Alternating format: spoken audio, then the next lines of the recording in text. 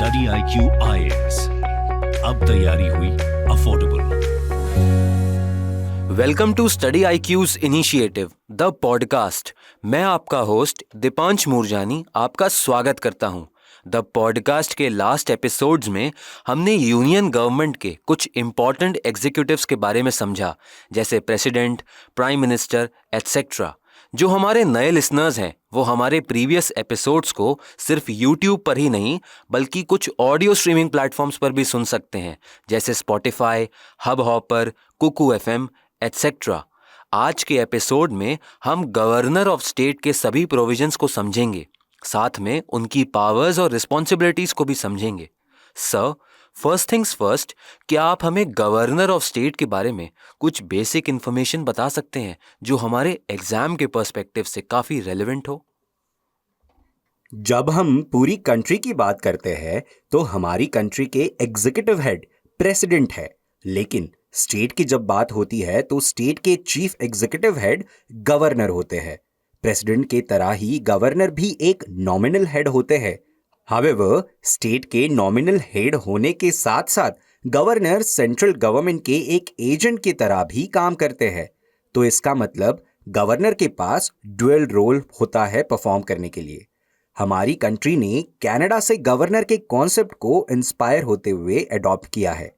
हमारे कॉन्स्टिट्यूशन के पार्ट 6 में आर्टिकल 153 से लेकर आर्टिकल 167 तक स्टेट एग्जीक्यूटिव्स की बात की गई है, जिसके अंदर governor, chief minister, council of ministers and advocate general of state की बात की गई है।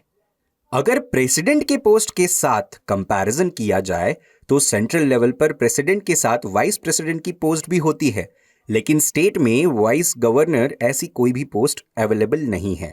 हमारे कंट्री में हर स्टेट का एक गवर्नर होता है, लेकिन 7th कॉन्स्टिट्यूशनल अमेंडमेंट एक्ट 1956 के द्वारा किसी भी एक इंडिविजुअल को 2 या फिर 2 से ज्यादा स्टेट में गवर्नर की तरह अपॉइंट किया जा सकता है।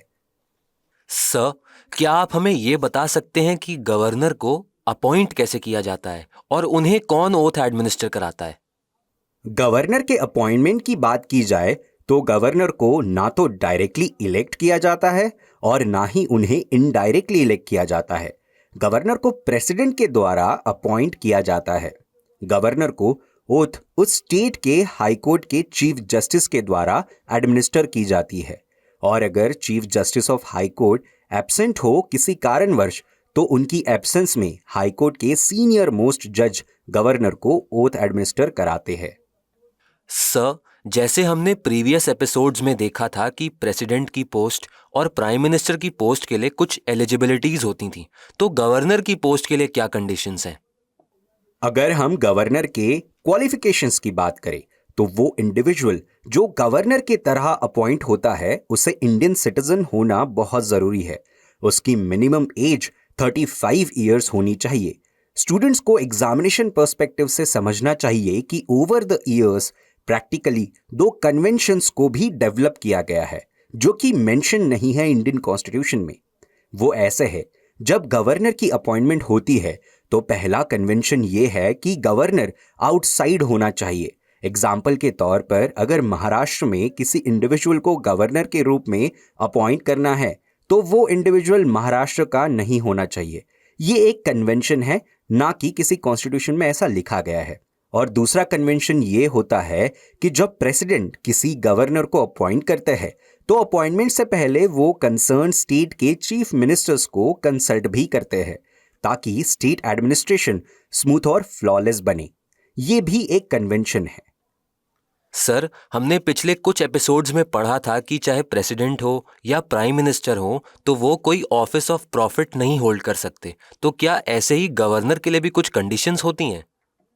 अब हम गवर्नर से रिलेटेड कुछ कंडीशंस को भी समझते हैं। अगर कोई पर्सन गवर्नर के पोजीशन पर अपॉइंट किया जाता है तो वो पार्लियामेंट में किसी भी हाउस का मेंबर नहीं होना चाहिए और ना ही किसी स्टेट लेजिस्लेचर में किसी भी हाउस का मेंबर होना चाहिए। अगर वो इंडिविजुअल किसी भी हाउस का मेंबर है तो उसे अपनी सीट को वैकेट करना होता है। दूसरी कंडीशन ये है कि उस इंडिविजुअल को कोई भी ऑफिस ऑफ प्रॉफिट नहीं होल्ड करना होता है अंडर एनी सेंट्रल और स्टेट गवर्नमेंट। अब हम गवर्नर के कुछ प्रिविलेजेस के बारे में बात करते हैं। गवर्नर को एक ऑफिशियल रेसिडेंस प्रोवाइड किया जाता है जिसे राजभवन बोला जाता है, और उन्हें उस ऑफिशियल रेसिडेंस के लिए किसी भी तरह का रेंट पे नहीं करना होता। नेक्स्ट प्रिविलेज है गवर्नर के एनॉलमेंट्स, अलाउंसेस और प्रिविलेजेस को पार्लियामेंट डिसाइड करता है। अगर कोई पर्सन 2 या फिर 2 से ज्यादा स्टेट के लिए गवर्नर अपॉइंट होता है तो जो अलाउंसेस, प्रिविलेजेस और एनॉलमेंट्स उन्हें पे किए जाते हैं, तो ऐसे प्रिविलेजेस और पेमेंट वो दोनों स्टेट एक दूसरे के साथ शेयर करते हैं, और ये ऐसा शेयर प्रेसिडेंट डिटरमाइन करते हैं। अगर अलाउंसेस की बात की जाए तो अलाउंसेस और एम्यूलमेंट्स गवर्नर के लिए डिसाइड की जाती है, तो उन्हें through out the term diminish नहीं किया जा सकता। गवर्नर के टर्म के दौरान किसी भी तरह की क्रिमिनल प्रोसीडिंग के खिलाफ उन्हें इम्यूनिटी प्रोवाइड की जाती है। यहां तक कि पर्सनल एक्ट्स के रिस्पेक्ट में भी उन्हें इम्यूनिटी प्रोवाइड होती है। हावेवर, अगर कोई पर्सनल एक्ट हो तो 2 महीने का एक प्रायर नोटिस देना बहुत जरूरी माना जाता है, उनके अगेंस्ट अगर सिविल प्रोसीडिंग्स को इनिशिएट करना हो तो। सर, क्या आप हमें गवर्नर के टर्म के बारे में एनलाइटन कर सकते हैं? गवर्नर के टर्म की बात करें तो उनका टर्म 5 साल का होता है। हावेवर, ये 5 इयर्स का टर्म गवर्नर तब तक होल्ड कर सकते हैं जब तक उन्हें प्रेसिडेंट का प्लेजर प्राप्त हो।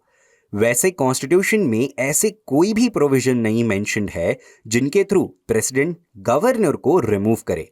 हावेवर, प्रेसिडेंट को ये पावर जरूर होती है कि वो किसी भी गवर्नर को एक स्टेट से दूसरे स्टेट में ट्रांसफर कर सकते हैं। फर्दर, अगर किसी गवर्नर के टर्म एक्सपायर हो रही हो तो प्रेसिडेंट उस गवर्नर को सेम स्टेट में या फिर किसी दूसरे स्टेट में रीअपॉइंट भी कर सकते हैं। सर, हमें ये तो पता है कि गवर्नर किसी भी स्टेट के नॉमिनल एग्जीक्यूटिव हेड होते हैं, और आपने अभी ये भी बताया था कि वो सेंट्रल गवर्नमेंट के एक एजेंट की तरह काम करते हैं। तो सुप्रीम कोर्ट का इस बारे में क्या कहना है? अगर हम गवर्नर के रोल की बात करें तो गवर्नर का रोल बहुत कंटेंशियस माना जाता है। इसी कॉन्टेक्स्ट में सुप्रीम कोर्ट ने बहुत बार बहुत सारी केसेस में गवर्नर के रोल्स, फंक्शंस एंड रिस्पॉन्सिबिलिटीज को हाईलाइट किया है। अगर हम सुप्रीम कोर्ट के ऑब्जर्वेशन की बात करें तो 1979 की एक जजमेंट में सुप्रीम कोर्ट ने ये बोला था कि गवर्नर का ऑफिस एक इंडिपेंडेंट कॉन्स्टिट्यूशनल ऑफिस है जो सेंट्रल गवर्नमेंट के कंट्रोल में नहीं आता। सुप्रीम कोर्ट 2010 में भी एक जजमेंट के थ्रू ये बताता है कि गवर्नर को रिमूव या फिर चेंज नहीं किया जा सकता by arbitrary use of power. Supreme Court ने उस जजमेंट में ये भी बताया कि गवर्नर को तभी रिप्लेस किया जाएगा जब उनके अगेंस्ट मिसकंडक्ट या फिर इरेगुलरिटीज के कंपेलिंग रीजंस हो। लेकिन अगर गवर्नर अपनी पोस्ट से रिजाइन करना चाहे तो वो अपना रेजिग्नेशन लेटर प्रेसिडेंट को सबमिट करके रिजाइन कर सकते हैं। सर, गवर्नर से रिलेटेड सभी प्रोविजंस को समझने के बाद अब हम गवर्नर की पावर्स को समझना चाहते हैं। हम गवर्नर की फंक्शंस एंड पावर्स को 3 हिस्सों में डिवाइड करते हुए पढ़ेंगे। एक एग्जीक्यूटिव पावर्स, दूसरी लेजिस्लेटिव पावर्स एंड तीसरी judicial powers. Now I will discuss executive powers of governor. अगर गवर्नर की एग्जीक्यूटिव पावर्स को डिस्कस करें तो स्टेट गवर्नमेंट के जितने भी एग्जीक्यूटिव एक्शंस होते हैं वो फॉर्मली गवर्नर के नाम से किए जाते हैं। नेक्स्ट पावर यह है कि गवर्नर स्टेट गवर्नमेंट के बिजनेसेस ट्रांजैक्शंस के रिस्पेक्ट में रूल्स बना सकते हैं। गवर्नर की नेक्स्ट एग्जीक्यूटिव पावर को अगर हम डिस्कस करें तो वो चीफ मिनिस्टर को भी अपॉइंट कर सकते हैं और स्टेट कैबिनेट के मिनिस्टर्स को भी एंड एडवोकेट जनरल को भी गवर्नर के द्वारा अपॉइंट किया जाता है। ये पावर जो गवर्नर को दी जाती है, जो वो चीफ मिनिस्टर्स को अपॉइंट कर सकते हैं, ये पावर थोड़ी कंटेंशियस होती है जहां पर क्लियर मेजॉरिटी किसी भी पार्टी को नहीं मिलती। और ऐसा एक हमने सिंपल एग्जाम्पल रिसेंटली बहुत बार महाराष्ट्र के केस में देखा है। इतना ही नहीं, गवर्नर स्टेट इलेक्शन कमिश्नर को भी अपॉइंट करते हैं। Governor state public service commission के चेयरमैन को भी अपॉइंट करते हैं और उसके मेंबर्स को भी। हालांकि स्टेट पब्लिक सर्विस कमीशन के चेयरमैन और मेंबर्स को प्रेसिडेंट के द्वारा रिमूव किया जाता है, लेकिन अपॉइंट उसे गवर्नर करते हैं। गवर्नर के पास ये भी पावर होती है कि वो प्रेसिडेंट को रेकमेंड करे कॉन्स्टिट्यूशनल इमरजेंसी इंपोज करने के लिए, और प्रेसिडेंट रूल के टाइम पर गवर्नर के पास एक्सटेंसिव एग्जीक्यूटिव पावर्स होती है। प्रेसिडेंट्स रूल के इंपोज होने के बाद गवर्नर प्रेसिडेंट के एजेंट के तौर पर फंक्शन करते हैं। गवर्नर की नेक्स्ट एग्जीक्यूटिव पावर यह है कि वो स्टेट यूनिवर्सिटी के चांसलर होते हैं, और गवर्नर स्टेट यूनिवर्सिटी के वाइस चांसलर को भी अपॉइंट करते हैं। सर, गवर्नर की एग्जीक्यूटिव पावर्स को समझने के बाद हम उनकी लेजिस्लेटिव पावर्स समझने के लिए काफी इंक्विजिटिव हैं। अगर गवर्नर की लेजिस्लेटिव पावर्स की बात करें तो गवर्नर स्टेट लेजिस्लेचर को समन करते हैं या फिर प्रोरोग करते हैं। गवर्नर के पास स्टेट लेजिस्लेटिव असेंबली को डिसॉल्व करने की पावर भी होती है। स्टेट इलेक्शंस के बाद स्टेट का फर्स्ट लेजिस्लेचर का सेशन भी कमेंसमेंट से पहले गवर्नर लेजिस्लेचर को एड्रेस करते हैं। इतना ही नहीं, साल के पहले सेशन में भी गवर्नर स्टेट लेजिस्लेचर को एड्रेस करते हैं। जब स्पीकर और deputy speaker of state legislative assembly की पोजीशन वैकेट होती है तो गवर्नर के पास ये भी पावर होती है कि वो स्टेट लेजिस्लेटिव असेंबली के किसी भी मेंबर को अपॉइंट कर सकते हैं एज अ स्पीकर और डेप्यूटी स्पीकर। गवर्नर के पास ये भी पावर होती है कि वो स्टेट लेजिस्लेटिव असेंबली में टोटल मेंबरशिप से 1/6 मेंबर्स को नॉमिनेट करे जो कुछ फील्ड से रिलेटेड होते हैं, जैसे कि literature, science, art, cooperative movement and social services. Governor की ये भी पावर है कि जब किसी मेंबर के डिस्क्वालिफिकेशन की बात आती है तो गवर्नर इलेक्शन कमीशन के साथ कंसल्ट करने के बाद डिस्क्वालिफिकेशन के मैटर में डिसीजन ले सकते हैं। गवर्नर के पास ये भी पावर है कि जब स्टेट लेजिस्लेचर किसी बिल को पास कर लेती है तो वो बिल तब एक्ट में बदलता है जब गवर्नर उस बिल को एसेंट देते हैं। हाउएवर, गवर्नर के पास ये भी पावर होती है कि वो उस बिल को होल्ड कर ले या फिर रिकंसिडरेशन ऑफ प्रेसिडेंट के लिए रिटर्न कर दे। लेकिन जब प्रेसिडेंट किसी बिल को, जब गवर्नर ने उसको रिकंसिडरेशन के लिए रखा हुआ है तो उसके लिए जब भेजा जाता है उसमें एक कंडीशन होती है जो स्टूडेंट को याद रखनी चाहिए। अगर रिकंसिडरेशन के लिए रिटर्न किया गया बिल स्टेट लेजिस्लेचर के द्वारा एक बार फिर से पास किया जाता है विथ और विदाउट अमेंडमेंट, तो गवर्नर या तो उस बिल को अपना एसेंट देते हैं या फिर उस बिल को प्रेसिडेंट के कंसिडरेशन के लिए रिजर्व कर लेते हैं। हालांकि प्रैक्टिकली बात की जाए तो प्रेसिडेंट के कंसिडरेशन के लिए बिल्स को तब रिजर्व किया जाता है जब वो बिल कॉन्स्टिट्यूशन के प्रोविजंस के अगेंस्ट हो या फिर directive principles of state policy के अकॉर्डिंग में ना हो या फिर स्टेट की इफेक्टिव फंक्शनिंग में एक ऑब्स्टैकल क्रिएट करता हो। इन सारी कंडीशंस में वो बिल रिजर्व किया जाता है फॉर प्रेसिडेंट्स कंसिडरेशन। गवर्नर के पास एक और पावर होती है, वो ऑर्डिनेंस को प्रमोलगेट कर सकते हैं।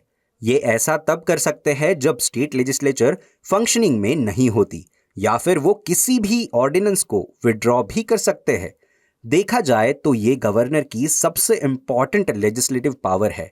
इतना ही नहीं, गवर्नर स्टेट लेजिस्लेचर में state finance commission, state public service commission and controller and auditor general CAG की रिपोर्ट्स को प्रेजेंट भी करते हैं।